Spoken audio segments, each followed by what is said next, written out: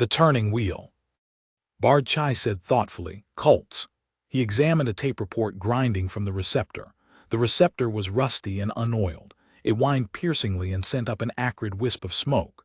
Chai shut it off as its pitted surface began to heat ugly red. Presently he finished with the tape and tossed it with a heap of refuse, jamming the mouth of a disposal slot. What about cults? Bard Sungwoo asked faintly. He brought himself back with an effort and forced a smile of interest on his plump olive-yellow face. You were saying, any stable society is menaced by cults. Our society is no exception. Chai rubbed his finely tapered fingers together reflectively. Certain lower strata are axiomatically dissatisfied. Their hearts burn with envy of those the wheel has placed above them. In secret they form fanatic, rebellious bands. They meet in the dark of the night. They insidiously express inversions of accepted norms. They delight in flaunting basic mores and customs. Sungwoo agreed. I mean, he explained quickly, it seems incredible people could practice such fanatic and disgusting rites. He got nervously to his feet. I must go if it's permitted. Wait, snapped Chai. You are familiar with the Detroit area? Uneasily, Sungwoo nodded. Very slightly. With characteristic vigor, Chai made his decision. I'm sending you, investigate and make a blue slip report. If this group is dangerous, the Holy Arm should know. It's of the worst elements, the techno class. He made a wry face. Caucasians, hulking hairy things. We'll give you 6 months in Spain. On your return, you can poke over ruins of abandoned cities.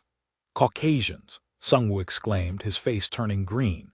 But I haven't been well, please, if somebody else could go. You perhaps hold to the broken feather theory. Chai raised an eyebrow.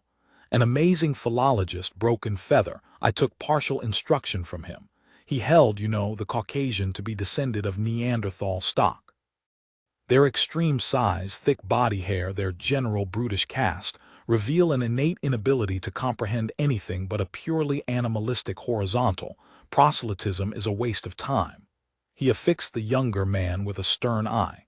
I wouldn't send you if I didn't have unusual faith in your devotion. Sungwoo fingered his beads miserably.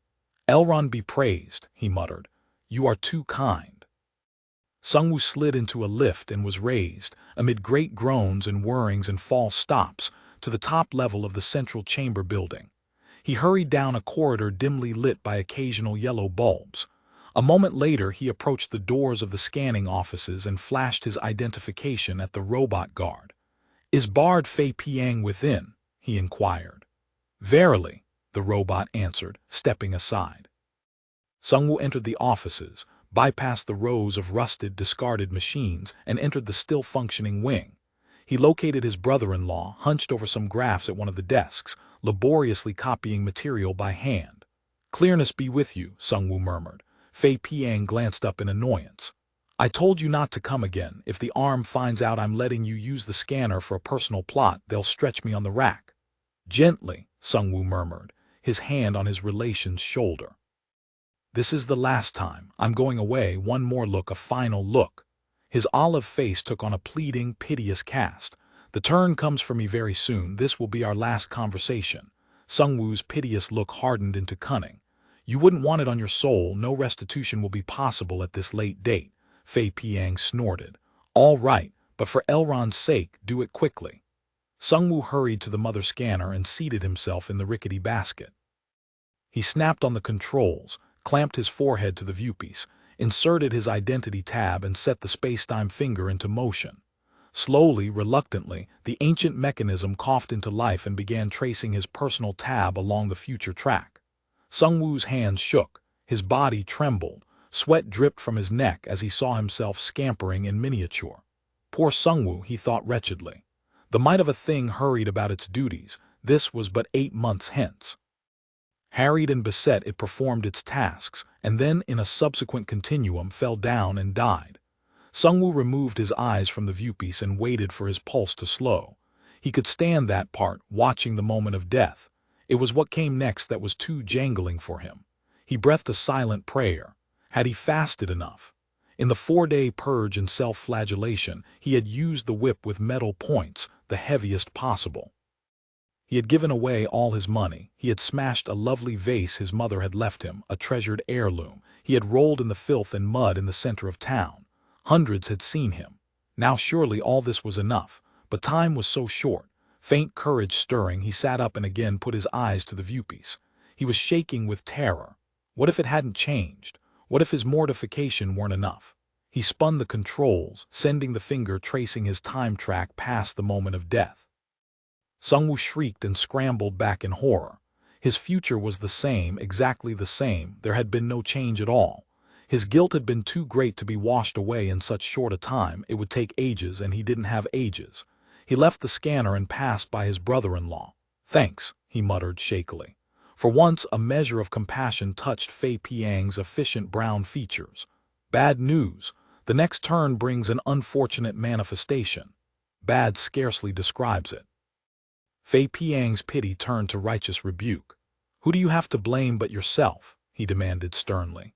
"You know your conduct in this manifestation determines the next. If you look forward to a future life as a lower animal, it should make you glance over your behavior and repent your wrongs.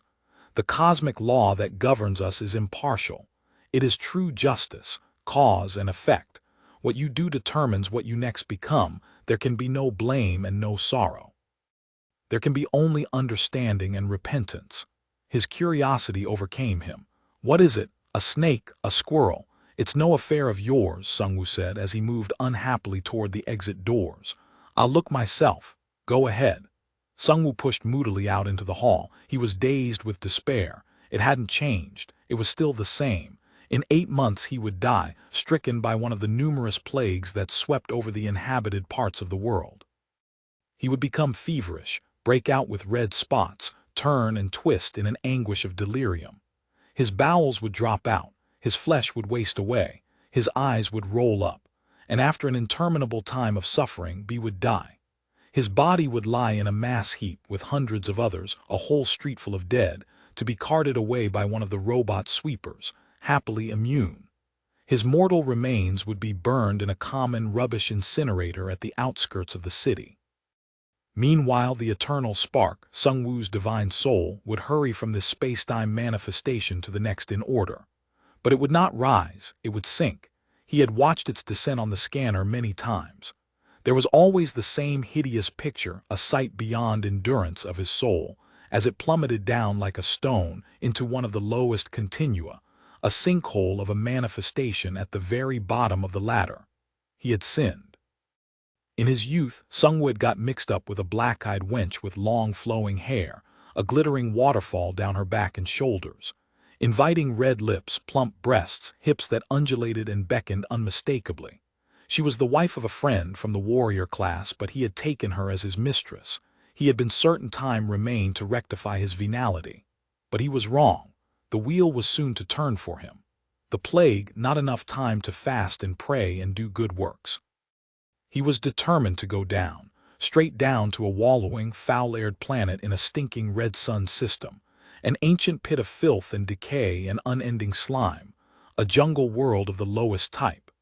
In it, he would be a shiny-winged fly, a great blue-bottomed, buzzing carrion eater that hummed and guzzled and crawled through the rotting carcasses of great lizards, slain in combat. From this swamp, this pest-ridden planet in a diseased, contaminated system, he would have to rise painfully up the endless rungs of the cosmic ladder he had already climbed. It had taken eons to climb this far, to the level of a human being on the planet Earth, in the bright yellow Sol system. Now he would have to do it all over again. Chai beamed. "Elron be with you," as the corroded observation ship was checked by the robot crew and finally okayed for limited flight. Sungwoo slowly entered the ship and seated himself at what remained of the controls. He waved listlessly, then slammed the lock and bolted it by hand. As the ship limped into the late afternoon sky, he reluctantly consulted the reports and records Chai had transferred to him. The Tinkerists were a small cult. They claimed only a few hundred members, all drawn from the techno class, which was the most despised of the social castes. The bards, of course, were at the top. They were the teachers of society, the holy men who guided man to clearness. Then the poets. They turned into saga the great legends of Elron who lived according to legend in the hideous days of the time of madness.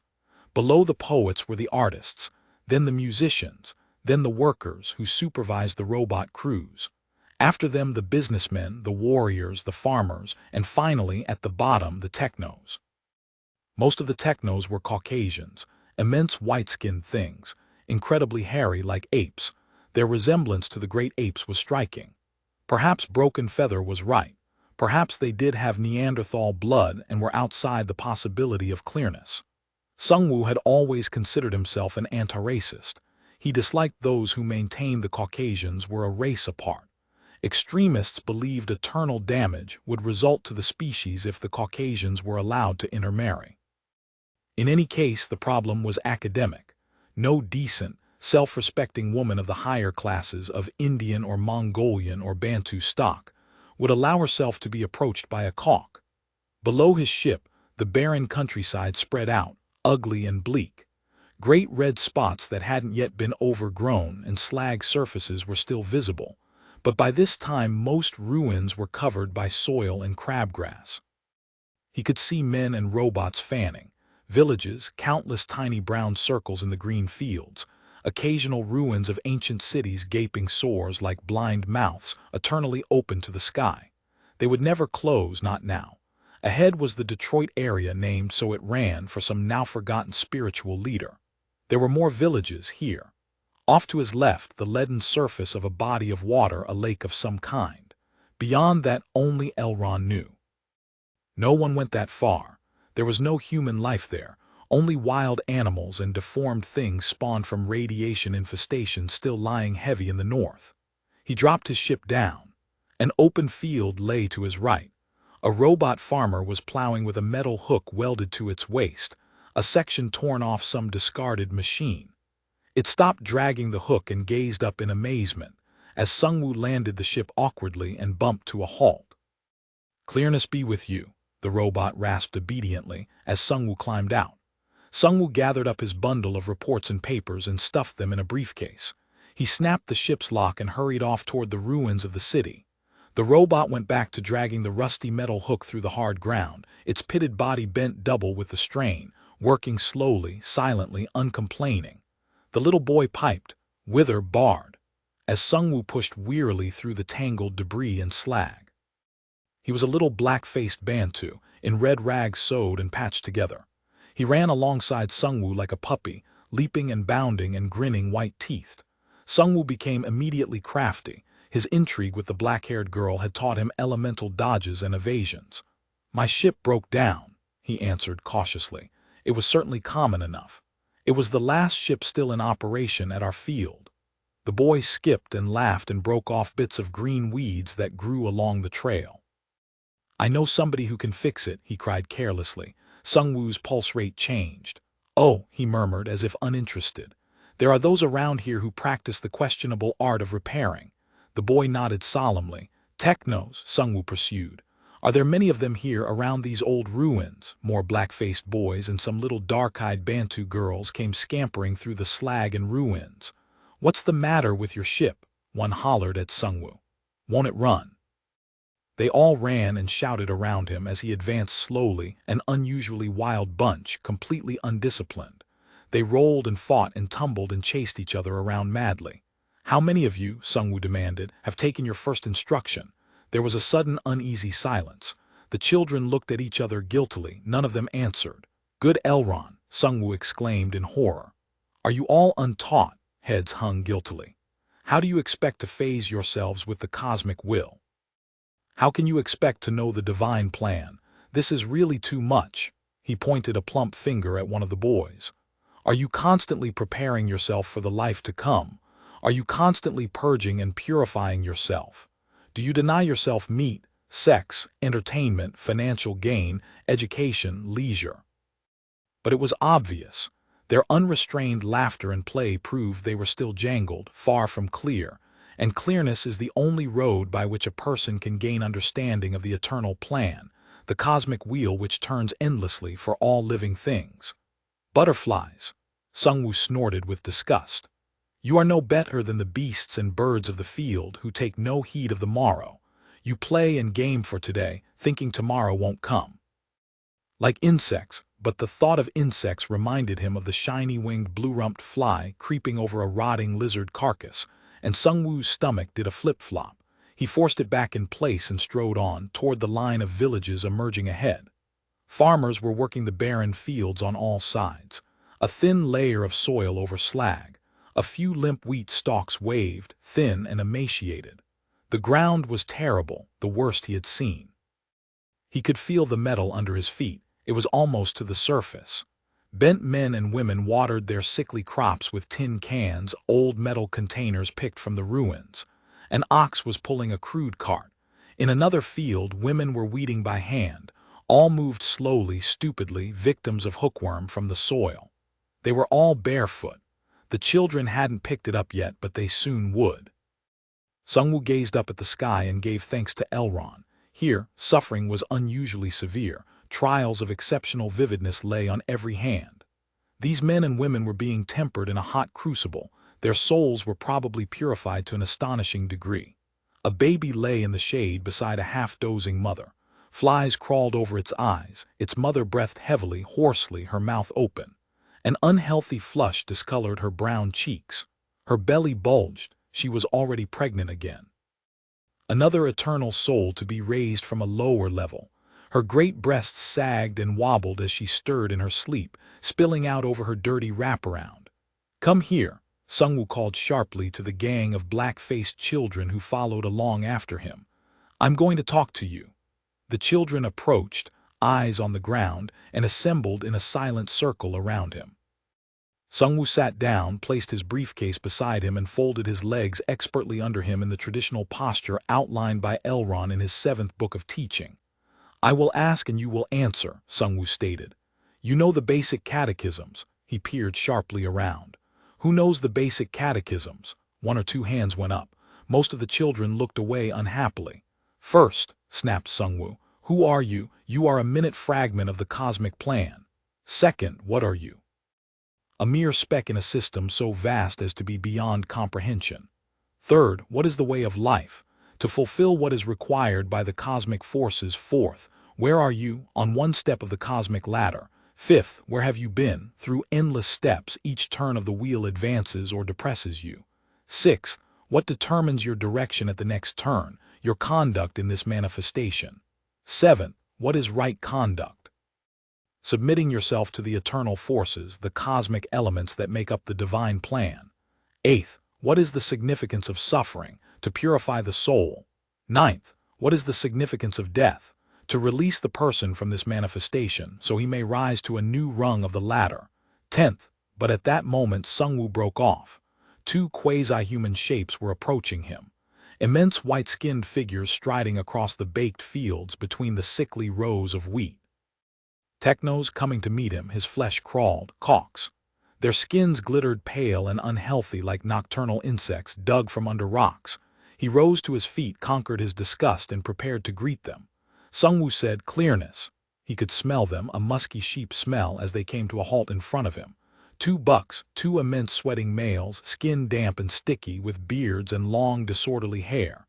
They wore sailcloth trousers and boots. With horror Sungwoo perceived a thick body hair on their chests, like woven mats, tufts in their armpits, on their arms, wrists, even the backs of their hands. Maybe Broken Feather was right. Perhaps in these great lumbering blonde-haired beasts, the archaic Neanderthal stock, the false men still survived. He could almost see the ape peering from behind their blue eyes. "Hi," the first Cauk said. After a moment he added reflectively, "My name's Jameson." "Pete Ferris," the other grunted. Neither of them observed the customary deferences. Sungwoo winced but managed not to show it. Was it deliberate, a veiled insult, or perhaps mere ignorance? This was hard to tell. In lower classes there was, as Chai said, an ugly undercurrent of resentment and envy and hostility. "I'm making a routine survey," Sungwoo explained, "on birth and death rates in rural areas. I'll be here a few days. Is there some place I can stay, some public inn or hostel?" The two Cauk bucks were silent. "Why?" one of them demanded bluntly. Sungwoo blinked. "Why what? Why are you making a survey? If you want any information, we'll supply it." Sungwoo was incredulous. "Do you know to whom you're talking? I'm a bard. Why, you're 10 classes down. How dare you?" He choked with rage. In these rural areas the technos had utterly forgotten their place. What was ailing the local bards? Were they letting the system break apart? He shuddered violently at the thought of what it would mean if technos and farmers and businessmen were allowed to intermingle, even intermarry and eat and drink in the same places. The whole structure of society would collapse.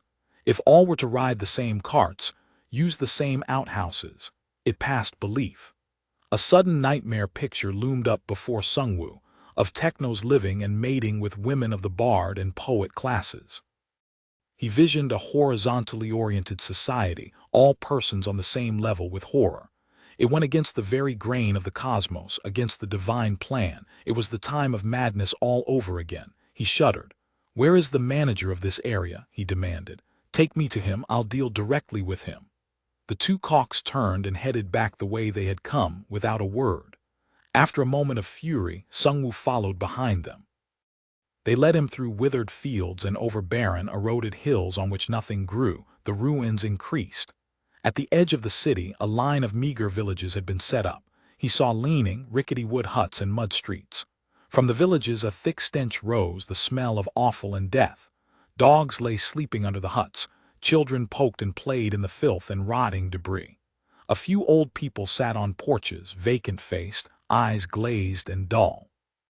Chickens pecked around, and he saw pigs and skinny cats, and the eternal rusting piles of metal, sometimes 30 feet high. Great towers of red slag were heaped up everywhere.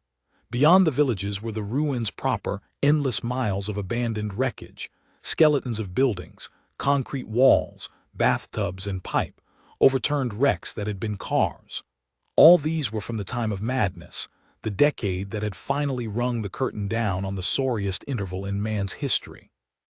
The 5 centuries of madness and jangledness were now known as the Age of Heresy, when man had gone against the divine plan and taken his destiny in his own hands. They came to a larger hut, a 2-story wood structure. The cocks climbed a decaying flight of steps, boards creaked and gave ominously under their heavy boots. Sungwoo followed them nervously. They came out on a porch, a kind of open balcony. On the balcony sat a man, an obese copper-skinned official in unbuttoned breeches, his shiny black hair pulled back and tied with a bone against his bulging red neck. His nose was large and prominent, his face flat and wide with many chins.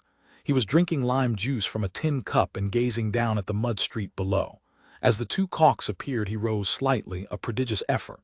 "This man," the cock named Jameson said, indicating Sungwoo, "wants to see you." Sungwoo pushed angrily forward. "I'm a bard from the central chamber. Do you people recognize this?" He tore open his robe and flashed the symbol of the holy arm, gold worked to form a swath of flaming red.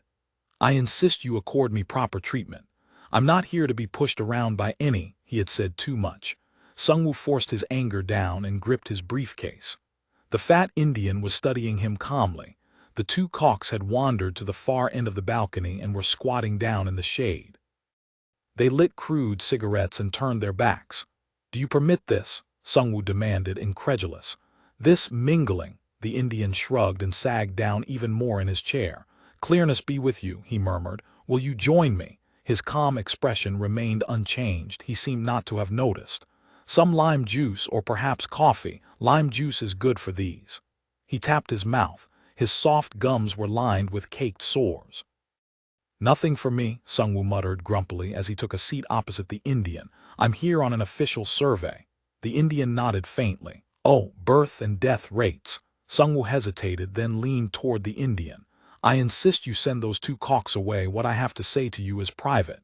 The Indian showed no change of expression. His broad face was utterly impassive. After a time he turned slightly. "Please go down to the street level," he ordered. "As you will."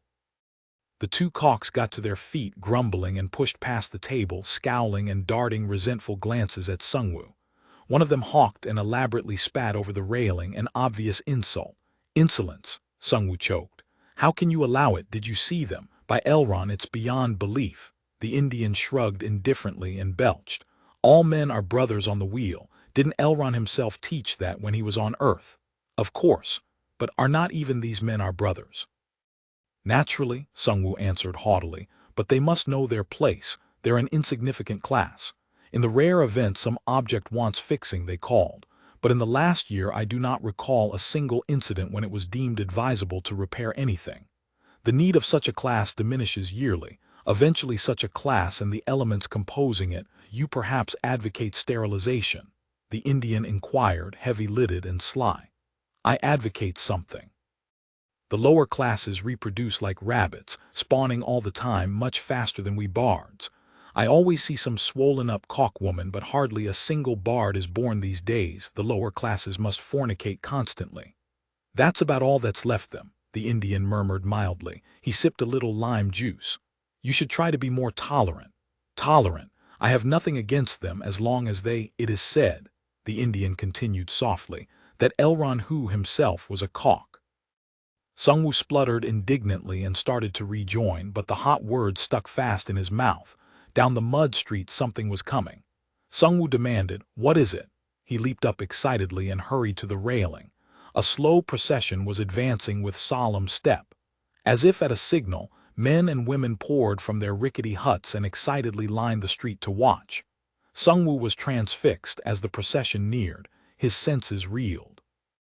More and more men and women were collecting each moment. There seemed to be hundreds of them. They were a dense, murmuring mob, packed tight, swaying back and forth, faces avid. An hysterical moan passed through them, a great wind that stirred them like leaves of a tree. They were a single collective whole, a vast primitive organism, held ecstatic and hypnotized by the approaching column. The marchers wore a strange costume, white shirts with the sleeves rolled up, dark gray trousers of an incredibly archaic design and black shoes. All were dressed exactly alike. They formed a dazzling double line of white shirts, gray trousers marching calmly and solemnly, faces up, nostrils flared, jaws stern. A glazed fanaticism stamped each man and woman, such a ruthless expression that Sungwoo shrank back in terror. On and on they came, figures of grim stone in their primordial white shirts and gray trousers, a frightening breath from the past. Their heels struck the ground in a dull, harsh beat that reverberated among the rickety huts. The dogs woke, the children began to wail, the chickens flew squawking. "Elron," Sungwoo cried. "What's happening?" The marchers carried strange, symbolic implements, ritualistic images with esoteric meaning that of necessity escaped Sungwoo. There were tubes and poles and shiny webs of what looked like metal, but it was not rusty, it was shiny and bright. He was stunned, they looked new. The procession passed directly below. After the marchers came a huge rumbling cart. On it was mounted an obvious fertility symbol, a corkscrew bore as long as a tree. It jutted from a square cube of gleaming steel. As the cart moved forward, the bore lifted and fell. After the cart came more marchers, also grim-faced, eyes glassy, loaded down with pipes and tubes and armfuls of glittering equipment. They passed on, and then the street was filled by surging throngs of awed men and women who followed after them, utterly dazed. And then came children and barking dogs. The last marcher carried a pennant that fluttered above her as she strode along, a tall pole hugged tight to her chest. At the top, the bright pennant fluttered boldly. Sungwoo made its marking out, and for a moment consciousness left him. There it was, directly below. It had passed under his very nose, out in the open for all to see, unconcealed. The pennant had a great T emblazoned on it. He began, but the obese Indian cut him off. "The Tinkerists," he rumbled and sipped his lime juice. Sungwoo grabbed up his briefcase and scrambled toward the stairs. At the bottom, the two hulking cocks were already moving into motion. The Indian signaled quickly to them. "Here." They started grimly up, little blue eyes mean, red-rimmed and cold as stone. Under their pelts their bulging muscles rippled. Sungwoo fumbled in his cloak. His shiver gun came out. He squeezed the release and directed it toward the two cocks. But nothing happened. The gun had stopped functioning. He shook it wildly. Flakes of rust and dried insulation fluttered from it. It was useless, worn out. He tossed it away and then, with the resolve of desperation, jumped through the railing. He and a torrent of rotten wood cascaded to the street. He hit, rolled, struck his head against the corner of a hut and shakily pulled himself to his feet. He ran. Behind him, the two cocks pushed after him through the throngs of men and women milling aimlessly along. Occasionally he glimpsed their white, perspiring faces. He turned a corner, raced between shabby huts, leaped over a sewage ditch, climbed heaps of sagging debris, slipping and rolled, and at last lay gasping behind a tree, his briefcase still clutched. The caulks were nowhere in sight. He had evaded them. For the moment, he was safe. He peered around. Which way was his ship? He shielded his eyes against the late afternoon sun until he managed to make out its bent, tubular outline. It was far off to his right, barely visible in the dying glare that hung gloomily across the sky. Sungwoo got unsteadily to his feet and began walking cautiously in that direction. He was in a terrible spot. The whole region was pro-Tinkerist, even the chamber-appointed manager. And it wasn't along class lines. The cult had knifed to the top level. And it wasn't just Caste anymore. He couldn't count on Bantu or Mongolian or Indian, not in this area. An entire countryside was hostile and lying in wait for him. Elrond, it was worse than the arm had thought. No wonder they wanted a report. A whole area had swung over to a fanatic cult, a violent extremist group of heretics, teaching a most diabolical doctrine. He shuddered and kept on, avoiding contact with the farmers in their fields, both human and robot. He increased his pace as alarm and horror pushed him suddenly faster. If the thing were to spread, if it were to hit a sizable portion of mankind, it might bring back the time of madness. The ship was taken. 3 or 4 immense caulks stood lounging around it, cigarettes dangling from their slack mouths, white-faced and hairy. Stunned, Sungwoo moved back down the hillside, prickles of despair numbing him. The ship was lost. They had got there ahead of him. What was he supposed to do now? It was almost evening. He'd have to walk 50 miles through the darkness over unfamiliar, hostile ground to reach the next inhabited area. The sun was already beginning to set, the air turning cool, and in addition he was sopping wet with filth and slimy water. He had slipped in the gloom and fallen in a sewage ditch. He retraced his steps, mind blank. What could he do? He was helpless. His shiver gun had been useless. He was alone, and there was no contact with the arm. Tinkerists swarming on all sides. They'd probably gut him and sprinkle his blood over the crops, or worse. He skirted a farm. In the fading twilight, a dim figure was working, a young woman. He eyed her cautiously as he passed. She had her back to him. She was bending over between rows of corn. What was she doing? Was she good? Elrond? He stumbled blindly across the field toward her, caution forgotten. Young woman, stop. In the name of Elrond, stop at once. The girl straightened up. Who are you? Breathless, Sungwoo arrived in front of her, gripping his battered briefcase and gasping. Those are our brothers. How can you destroy them? They may be close relatives, recently deceased. He struck out and knocked the jar from her hand. It hit the ground and the imprisoned beetles scurried off in all directions. The girl's cheeks flushed with anger. It took me an hour to collect those. You were killing them, crushing them. He was speechless with horror. I saw you. Of course. The girl raised her black eyebrows. They gnaw the corn. They're our brothers, Sungwoo repeated wildly. Of course they gnaw the corn because of certain sins committed the cosmic forces have, he broke off, appalled. Don't you know? You've never been told. The girl was perhaps 16. In the fading light she was a small, slender figure, the empty jar in one hand, a rock in the other. A tide of black hair tumbled down her neck. Her eyes were large and luminous, her lips full and deep red, her skin a smooth copper-brown, Polynesian probably. He caught a glimpse of firm brown breasts as she bent to grab a beetle that had landed on its back. The sight made his pulse race. In a flash he was back 3 years. What's your name? He asked more kindly. Frigga. How old are you? 17. I am a bard. Have you ever spoken to a bard before? No, the girl murmured. I don't think so.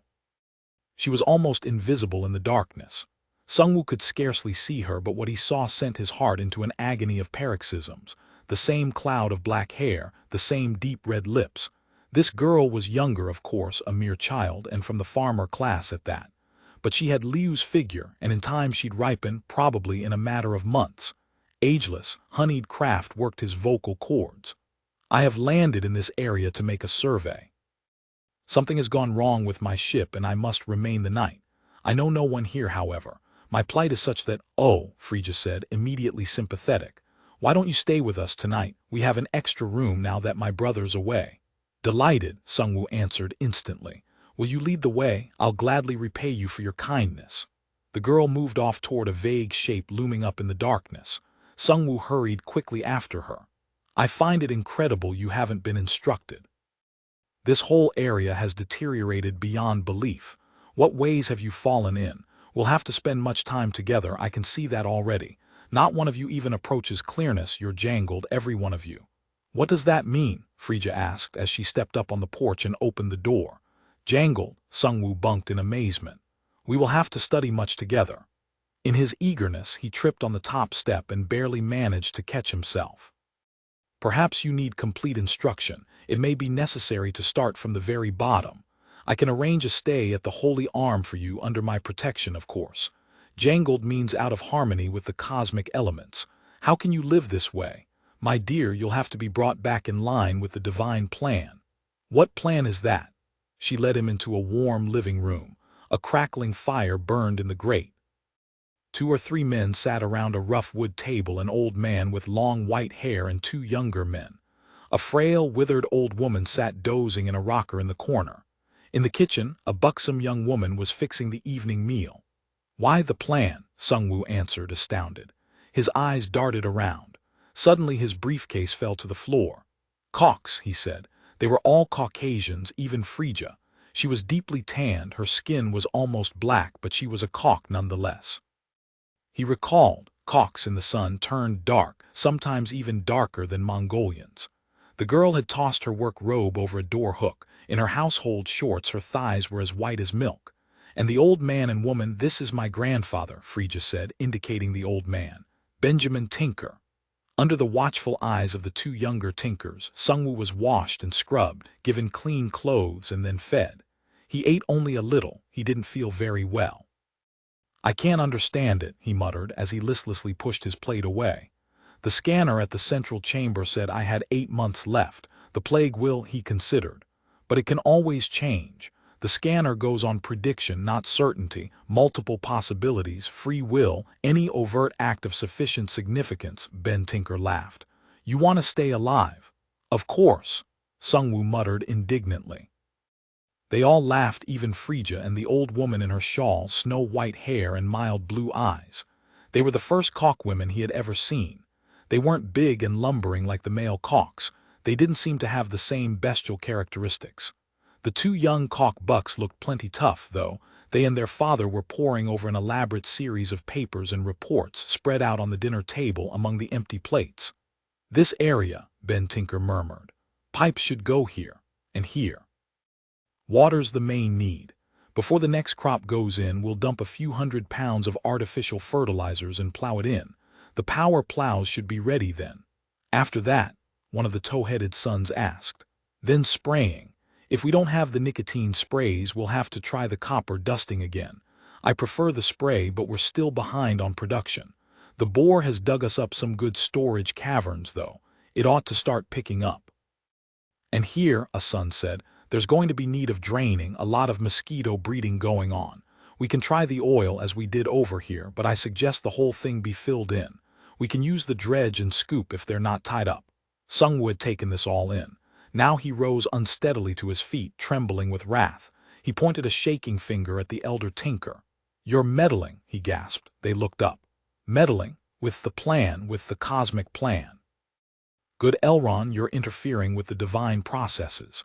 Why, he was staggered by a realization so alien it convulsed the very core of his being. You're actually going to set back turns of the wheel. That, said old Ben Tinker, is right. Sungwoo sat down again, stunned. His mind refused to take it all in. I don't understand what'll happen. If you slow the wheel, if you disrupt the divine plan, he's going to be a problem, Ben Tinker murmured thoughtfully. If we kill him, the arm will merely send another. They have hundreds like him. And if we don't kill him, if we send him back, he'll raise a hue and cry that'll bring the whole chamber down here. It's too soon for this to happen. We're gaining support fast, but we need another few months. Sweat stood out on Sungwoo's plump forehead. He wiped it away shakily. If you kill me, he muttered, you will sink down many rungs of the cosmic ladder. You have risen this far. Why undo the work accomplished in endless ages past? Ben Tinker fixed one powerful blue eye on him. My friend, he said slowly, isn't it true one's next manifestation is determined by one's moral conduct in this? Sungwoo nodded. Such is well known. And what is right conduct? Fulfilling the divine plan, Sungwoo responded immediately. Maybe our whole movement is part of the plan, Ben Tinker said thoughtfully. Maybe the cosmic forces want us to drain the swamps and kill the grasshoppers and inoculate the children. After all, the cosmic forces put us all here. If you kill me, Sungwoo wailed, I'll be a carrion-eating fly. I saw it, a shiny-winged blue-rumped fly crawling over the carcass of a dead lizard in a rotting, steaming jungle in a filthy cesspool of a planet. Tears came. He dabbed at them futilely. In an out-of-the-way system at the bottom of the ladder, Tinker was amused. Why this? I've sinned. Sungwoo sniffed and flushed. I committed adultery. Can't you purge yourself? There's no time. His misery rose to wild despair. My mind is still impure. He indicated Frigga standing in the bedroom doorway, a supple white and tan shape in her household shorts. I continue to think carnal thoughts. I can't rid myself. In 8 months the plague will turn the wheel on me and it'll be done. If I live to be an old man, withered and toothless, no more appetite, his plump body quivered in a frenzied convulsion. There's no time to purge and atone. According to the scanner, I'm going to die a young man. After this torrent of words, Tinker was silent, deep in thought. The plague, he said at last. What exactly are the symptoms? Sungwoo described them, his olive face turning to a sickly green. When he had finished, the 3 men looked significantly at each other. Ben Tinker got to his feet. Come along, he commanded briskly, taking the bard by the arm. I have something to show you. It is left from the old days. Sooner or later we'll advance enough to turn out our own, but right now we have only these remaining few. We have to keep them guarded and sealed. This is for a good cause, one of the sons said. It's worth it. He caught his brother's eye and grinned. Bard Chai finished reading Sungwoo's blue slip report. He tossed it suspiciously down and eyed the younger bard. You're sure? There's no further need of investigation. The cult will wither away, Sungwoo murmured indifferently. It lacks any real support. It's merely an escape valve without intrinsic validity. Chai wasn't convinced. He reread parts of the report again. I suppose you're right, but we've heard so many lies, Sungwoo said vaguely. Rumors, gossip. May I go? He moved toward the door. Eager for your vacation, Chai smiled understandingly. I know how you feel. This report must have exhausted you. Rural areas, stagnant backwaters. We must prepare a better program of rural education. I'm convinced whole regions are in a jangled state. We've got to bring clearness to these people. It's our historic role, our class function. Verily, Sungwoo murmured, as he bowed his way out of the office and down the hall. As he walked, he fingered his beads thankfully. He breathed a silent prayer as his fingers moved over the surface of the little red pellets, shiny spheres that glowed freshly in place of the faded old, the gift of the Tinkerists. The beads would come in handy. He kept his hand on them tightly. Nothing must happen to them in the next 8 months. He had to watch them carefully, while he poked around the ruined cities of Spain, and finally came down with the plague. He was the first bard to wear a rosary of penicillin capsules. If you enjoyed this or any of my other work, please be sure to like and subscribe, as it really helps with the algorithm. And if you really enjoyed this, please leave me a tip via the link in the description. Thanks for listening.